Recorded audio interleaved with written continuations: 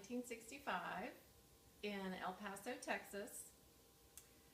But we lived from the time I was born until I was about 2 in Juarez, Mexico, which was just over the border. And then after my sister was born, we moved back over the border to Texas, to El Paso, and I lived there. Everything was cheaper in Juarez, and so most families, the mothers would go over to do a lot of their shopping in Mexico, and it was very easy to cross the border. We would just go over to the bridge, and we would cross over the bridge, over the Rio Grande, and in order to go from Texas to Mexico, there were no stops. The Mexican government didn't care if you were American and were going into Mexico. They wanted people to come and spend their American dollars and buy their products. So we would go at least once or twice a week. On the way back from Juarez into El Paso, they did stop you to check that you were an American citizen. There was some form of security, but it was much less strict than it is today. And Mexican citizens were allowed to come over the border as well. There was just sort of a free flow between the two countries back then. Well, their culture was very different than the American culture. I remember going to big family gatherings at my aunts and uncles' houses. We would go past the bullfighting arena. Just like in Spain, they had bullfights in Mexico. It was very popular. As far as just simple things like the daily schedule, the Mexicans were on a definite European type eating schedule, in that my uncles and family members, the men, didn't go to work until probably 9,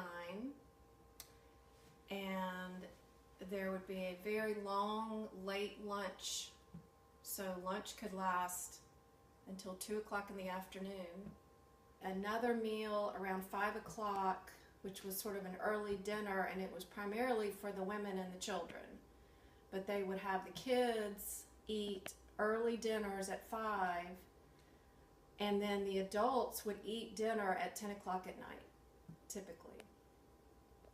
And it could last for a couple of hours. And the children at this point would have gone to bed. So I remember being at my cousin's house and so tired, falling asleep on the stairs, waiting for my parents to finish eating dinner so we could go home, because they wouldn't even start eating until 10 o'clock a lot of times. And during this time, Mexico was still very much a third world country. There was a lot of poverty, and it was just something you sort of got used to. There would be old women sitting on the sidewalks completely covered in black because they were religious Catholics, and they would even have the veils, sitting with their grandchildren with just begging for money, and they would sit there all day long. There were many, many stray dogs. That was something that I guess bothered me more than anything as a child, was these starving dogs that were homeless. Nobody took care of the dogs. My aunt and uncle lived in a house where their entire house and yard was surrounded by about a 10-foot tall cement fence, and this was for security, and all along the top of the fence was, they had embedded in the masonry broken glass bottles. So they would take like soft drink bottles and break them up in pieces, and they would put them to form a jagged top to all of the fences, and it was to keep people from jumping over the fence and robbing them. And they had a gate, so their house and their yard was always locked for security because Mexico was so poor, and if the families who had jobs and were well off, they had to be very vigilant, and most of the homes had wrought iron grates on the windows to keep people from breaking in. This was back in the 60s.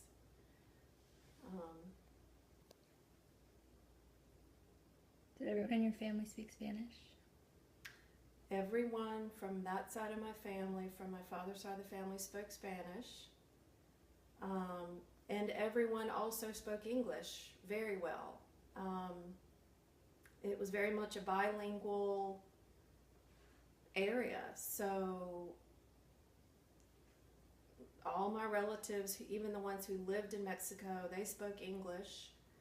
And for the American citizens who lived in El Paso, because it was a border town, everyone also spoke Spanish from who lived on the Texas side, because there was such a great exchange of goods and services, and it was just a constant flow between the two countries on the border. So it was a very bilingual area. So I remember being in elementary school in El Paso, Texas, and in our music class we sang a song called El Gato, and we learned it in Spanish, but all the kids already knew how to speak Spanish, so it was just the way things were. We were also a Western town, and so for us the rodeo was bigger than the state fair here in Raleigh. So we were out of school when the rodeo came. My father was born in Chihuahua, which was sort of like a state, a region within Mexico, and then his family settled in Juarez when he was young. And he became an American citizen when he was in his 20s, and then consequently when my parents were married and moved back to El Paso, he had businesses, family businesses in Juarez. The food was wonderful. It was not like going to a Mexican restaurant here in Raleigh. This is more what I would call Tex-Mex. But I grew up eating made from scratch corn and flour tortillas. Everything was made from scratch. We made tamales every year at Christmas from scratch. Most of the American families in El Paso had Mexican maids, and so from the time I was an infant, we always had a maid who came on Sunday night from her home in Mexico and would come stay at our house during the week, and everybody did this. My maid that I had when I was a little girl was named Luz, and she was like a big sister to me, and she taught me how to speak Spanish. So when I was learning to talk, my whole vocabulary was bilingual, and I learned the way I learned to say shoe was zapashu, which was Zapato. Instead of zapato, which is shoe, I learned zapashu because I was learning it in Spanish and English at the same time. But Luz was very sweet. We took her home on the weekends because she had no car.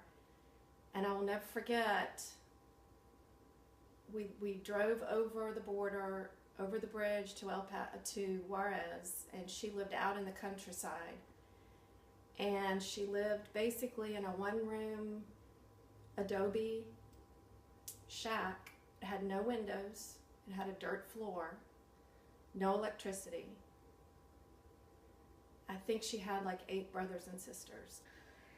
So I had a godmother who lived in El Paso, but she was originally from Spain. And so she spoke Castilian Spanish. So that was very interesting because there are different dialects in the Spanish language. And Mexican Spanish is very different from Castilian or Spanish spoken in Spain.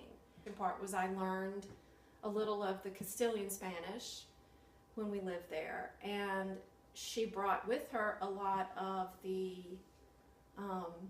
recipes that she grew up eating in Spain.